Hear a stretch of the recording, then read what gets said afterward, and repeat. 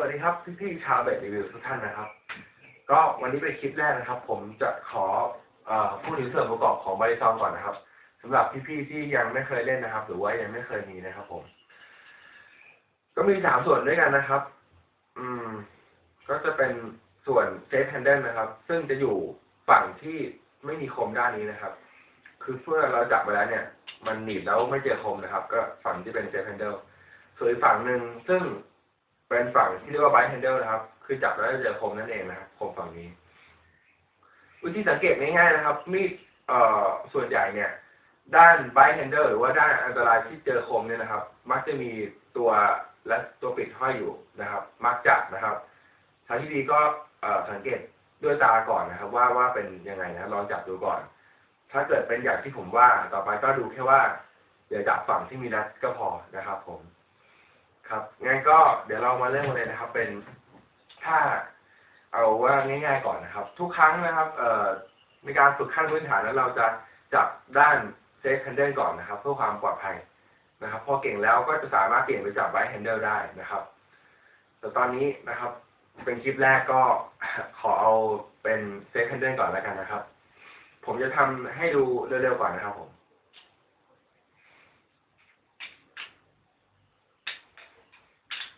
ครับอีกรอบนะครับตอนปิดอาจจะไม่เหมือนกันนะครับแต่ว่าให้ดูตอนเปิดเฉยๆนะครับช้าๆอีกรอบนึงนะครับ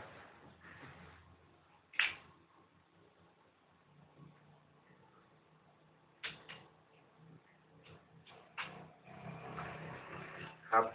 วิธีการนะครับก็จับแบบปกตินะครับจับด้านเซฟแฮนเดิลนะครับแบบปกติจากนั้นสะบัดมีดเปิดขึ้นมานะครับให้พยายามให้ไบท์แฮนเดิลเนี่ยมาพักตรงประมาณข้อนิ้วบริเวณนี้นะครับจะไม่ค่อยบาดเจ็บ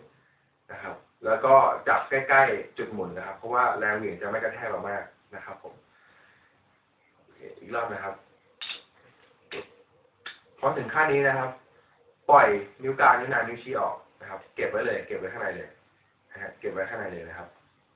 เก็บไว้ข้างในเหลือแค่นิ้วชี้กับนิ้วโป้งเป็นตัวบีบข้างๆไว้นะครับจับข้างๆไว้จากนั้นดีดนิ้วกลางออกมาปุ๊บนะดีดนิ้วกลางมาพร้อมกับเก็บนิ้วโป้งเข้าไปข้างในจะได้ภาพนี้นะครับอีกรอบนะครับตอนแรกอยู่อย่างนี้ปุ๊บเก็บ3 นิ้วเหลือ2 นิ้วหนีบไว้นะครับจากนั้นนิ้วกลางดีดเข้ามาปุ๊บนิ้วโป้งเก็บเข้าไปนะครับพอถึงขั้นนี้นะครับจะเหลือ2 นิ้วหนีบนะครับจากนั้นใช้ระบบคานครับนิ้วกลางกดลงนิ้วชี้แดงขึ้นนะครับปุ๊บจะเป็นรูปนี้นะครับผมให้คว้ามือลงมาเลยนะครับให้เซฟแฮนเดิลชี้ขึ้นฟ้าเลยนะครับจะไม่อยู่แค่นี้นะครับหรือแค่นี้นะครับแต่ว่าจะลงไปเลยนะครับทันนะครับพอถึงขั้นนี้ปุ๊บนิ้วโป้งนะครับจับมาที่ด้านนี้นะจับมานะครับพร้อมกับนิ้วชี้เก็บเข้าไปนะครับอีกรอบนะครับอยู่นี้ปุ๊บนะฮะนิ้วกลางมาแล้วดีดลงมาแล้วเซฟแฮนเดิลชี้ขึ้นฟ้าปุ๊บนิ้วโป้งเข้ามาดีดนะตอนนี้จะมี3 นิ้วนะครับเห็นได้เลยว่ามี3 นิ้วพอนิ้วโป้งแตะปุ๊บนิ้วชี้เก็บทันทีครับ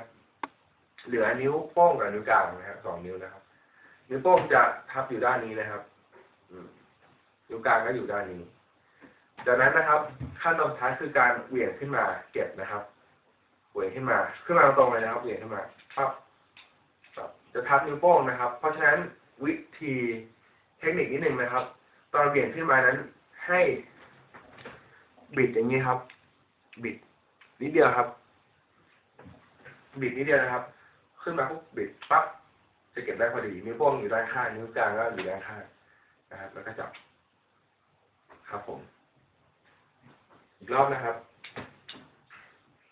สลับเปิดออกนะครับเก็บ3 นิ้วนิ้วกลางดีดลงมาทำมือแทงคว่ำลงนิ้วโป้งมาจับนิ้วชี้เก็บเหวี่ยงขึ้นมาแล้วบิดนิ้วโป้งกลับครับผม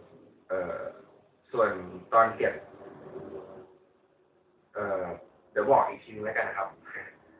ขอบคุณมากครับผมทำให้ดูอีกทีนะครับ